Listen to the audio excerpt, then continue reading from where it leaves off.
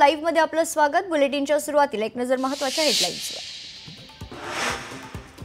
ओला दुष्काळ सोडा, नियमानुसार सगळी मदत करणार शेतकऱ्यांना, तातडीने मदत करणं सुरू। मुख्यमंत्री फडणवीस यांची माहिती।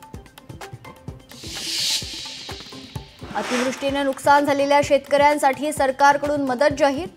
31.64 लाख शेतकऱ्यांना 2215 कोटींची मदत मंजूर। तर मदत आणि पुनर्वसन विभागाकडून शासन निर्णय जाहीर।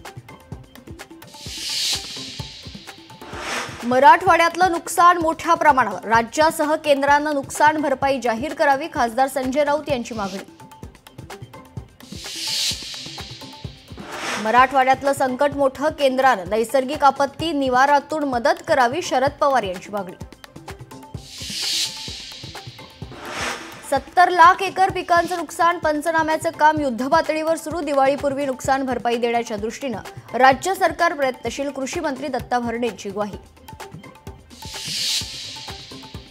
महाराष्ट्रात ओला दुष्काळ जाहीर करून महाराष्ट्रातील शेतकऱ्यांना सरसकट कर्जमाफी करा। सुप्रिया सुळेंची मागणी। राज्यात 28 सप्टेंबर पर्यंत वादळी पावसाचा इशारा। धाराशिव, लातूरसह संपूर्ण मराठवाड्यात हाहाकार। आणि मराठवाड्याला पावसानं झोडपलं, अनेक गावांना पुराचा वेढा, तर शेतीचंही अतोनात नुकसान।